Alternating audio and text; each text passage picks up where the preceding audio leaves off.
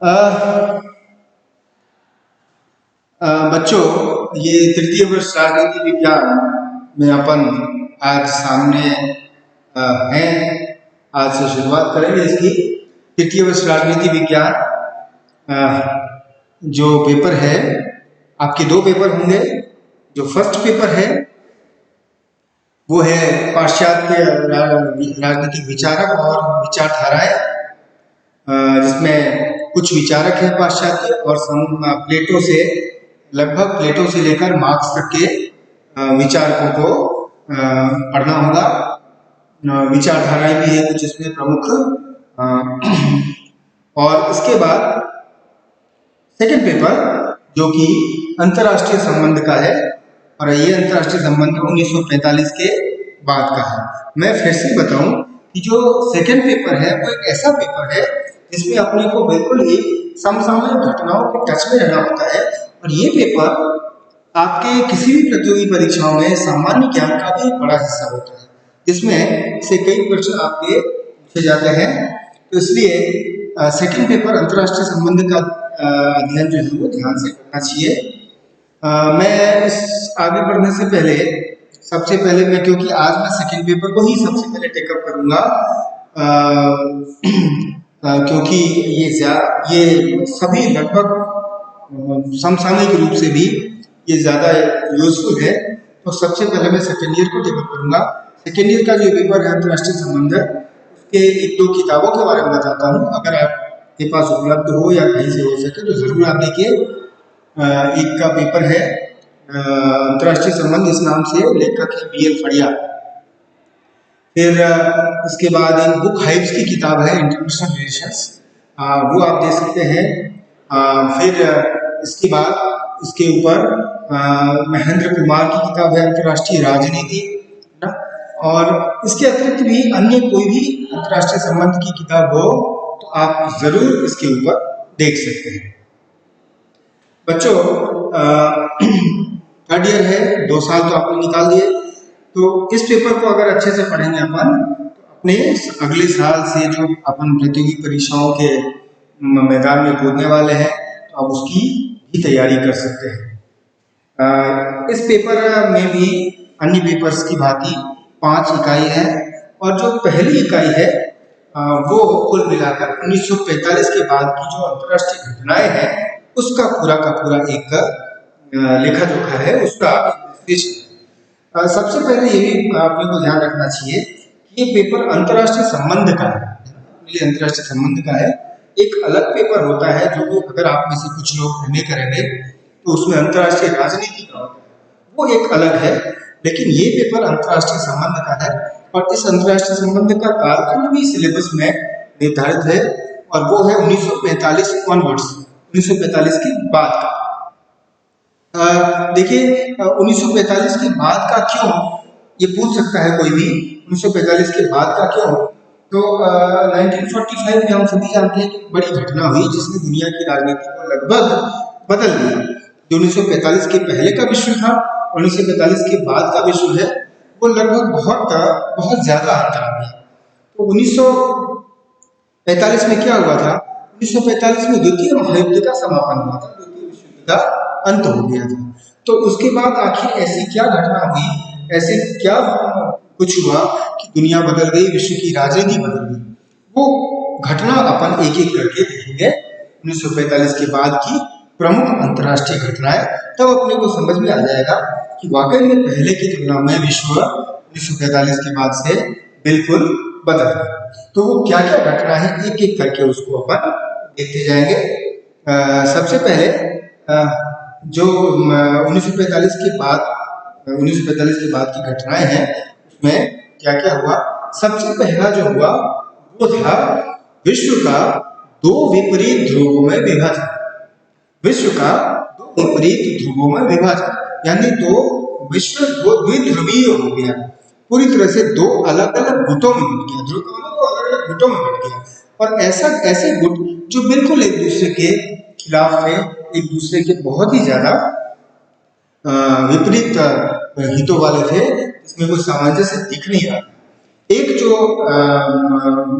गुट था वो था अमेरिका और पाश्चात्य जगत के नेतृत्व में पूंजीवादी देशों का गुट, और दूसरा उसके ठीक विपरीत उसके विरोध में वो सोवियत संघ, जो तत्कालीन सोवियत संघ, जो कि अब हम जिसे रूस के नाम से जानते हैं, पहले रूस और अन्य बहुत सारे देश मिलकर सोवियत संघ बनाते थे।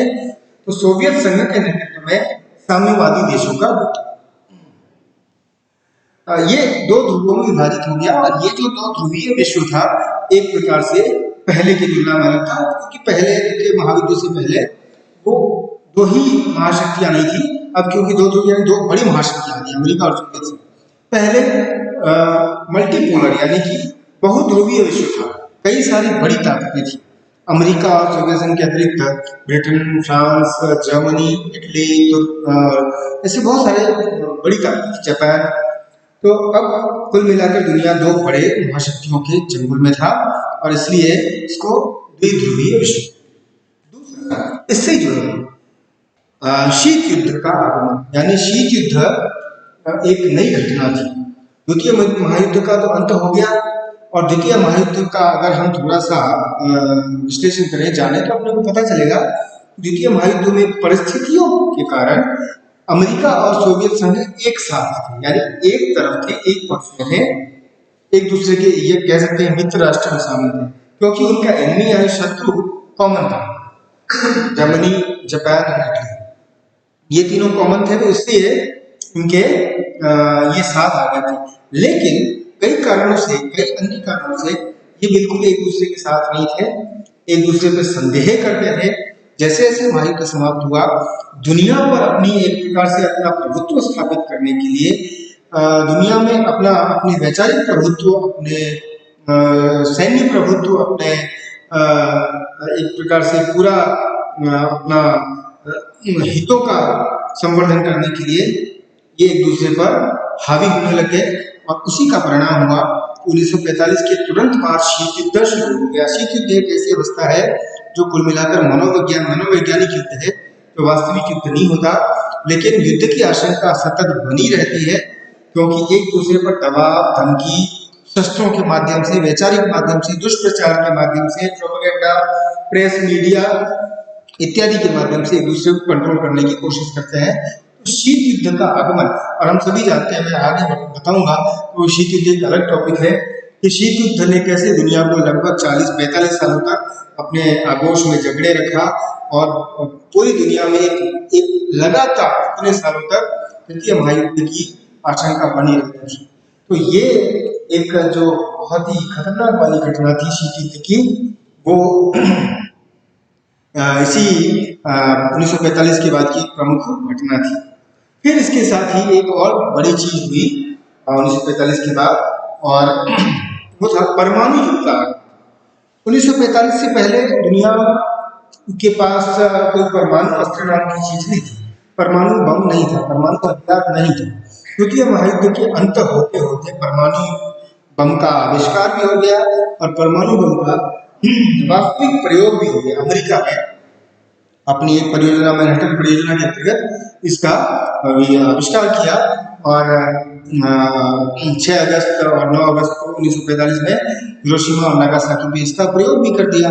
तो परमाणु युद्ध का आगाज था। ये एक अभूतपूर्व अवस्था थी, तो इससे पहले सारे कन्वेंशनल यानी पारंपरिक हथियार थे। अब जो है वो परमाणु युद्ध के आने के साथ अमेरिका ने परमाणु बम का प्रयोग करके ये दिखा दिया कि वो सबसे शक्तिशाली है।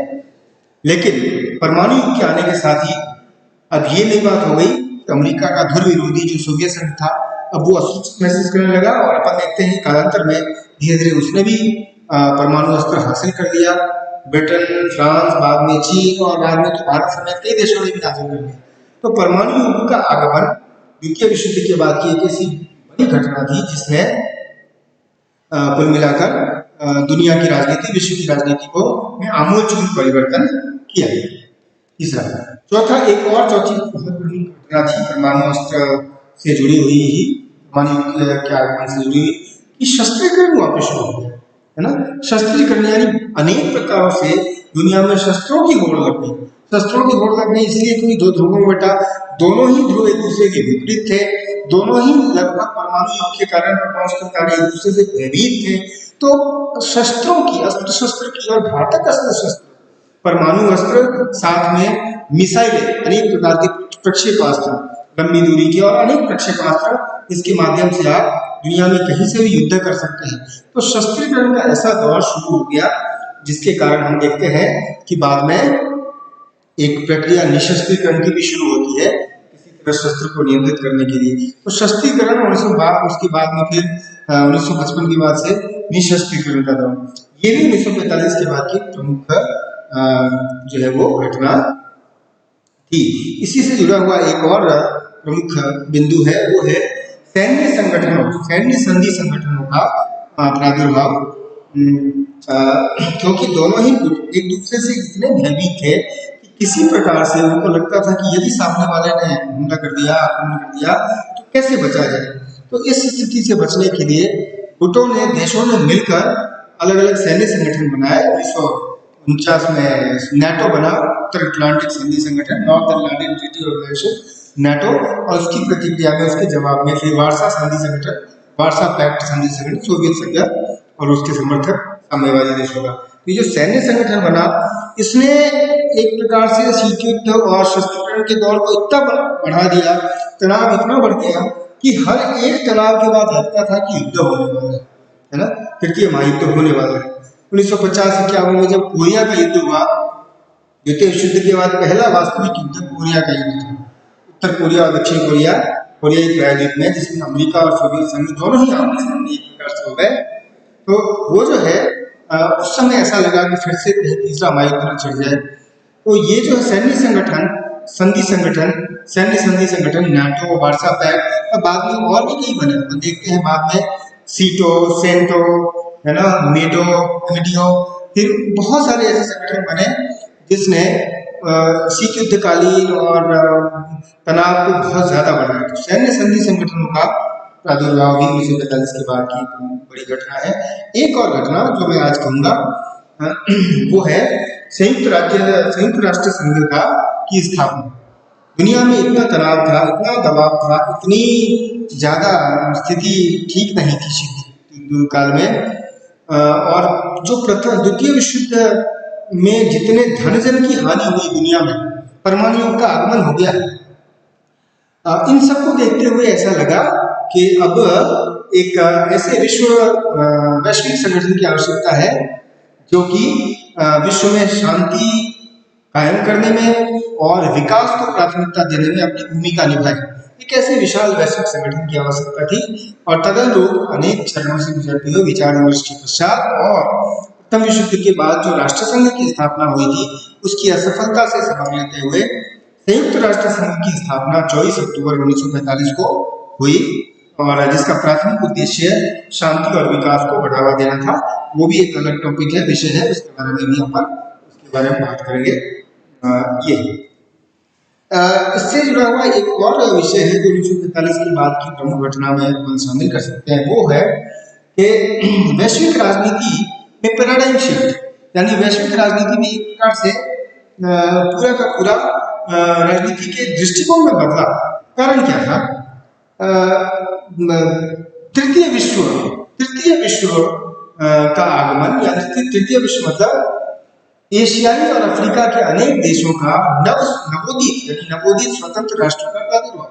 1945 और द्वितीय विश्व युद्ध के बाद धीरे धीरे भारत समेत अनेक देश एशिया, अफ्रीका और लैटिन अमेरिका के जो पाश्चात्य औपनिवेशिक शक्तियां थी उससे स्वतंत्र होने लग गए, और इस स्वतंत्र होने के कारण वो अपने एक अलग नीति बनाना चाहते थे। वो नहीं चाहते थे कि वो पश्चिमी गुट यानी कि अमेरिकी गुट और सोवियत संघ के गुट में शामिल हो। तो ऐसे जो एशियाई अफ्रीकी देश थे, नवोदित राष्ट्र थे, उनके लिए विकास और शांति अधिक महत्वपूर्ण था। अगर वो शक्ति संतुलन में फंस जाते, शक्ति संघर्ष में, तो शायद उनका विकास नहीं हो पाता। ऐसे देशों ने एक अलग नीति बनाने का अपना ये किया, और ऐसे देशों को अपन बाद में देखते हैं कि इसका नामकरण, इसका एक अलग आंदोलन गुट निरपेक्ष आंदोलन शुरू हुआ। तो गुट निरपेक्ष आंदोलन जो है वो है 1945 के बाद की बड़ी घटना है, क्योंकि इस आंदोलन के कारण और एशिया और अफ्रीका के अनेक देशों के आगमन के कारण, गुट निरपेक्ष आंदोलन के कारण तृतीय विश्व का प्रादुर्भाव हुआ। क्योंकि जो प्रथम विश्व से मतलब कि कैपिटलिस्ट यानी पूंजीवादी विश्व और साम्यवादी विश्व का मतलब द्वितीय विश्व मान लेते हैं। तो तृतीय विश्व यानी कि ये जो विकासशील देश थे, अविकसित देश थे, नवोदित राष्ट्र थे, वो गुटनिरपेक्ष आंदोलन जिन्होंने उन्होंने शुरू किया गुटों से अलग रहने का, ये गुटनिरपेक्ष आंदोलन भी द्वितीय विश्व युद्ध के बाद की एक प्रमुख घटना थी। और साथ में अब विश्व की राजनीति का केंद्र था वो पहले यूरोप केंद्रित था। द्वितीय विश्व युद्ध के बाद से यूरोप केंद्रित विश्व राजनीति निकल कर अब अमेरिका, सोवियत संघ और यहाँ तक कि एशिया और अफ्रीका के देश भी विश्व राजनीति में अपनी बड़ी भूमिका निभाने लगे। तो ये कुछ प्रमुख बिंदु हैं। इसके बाद कुछ और बिंदु अपन अब अगले व्याख्यान में चर्चा करेंगे। धन्यवाद।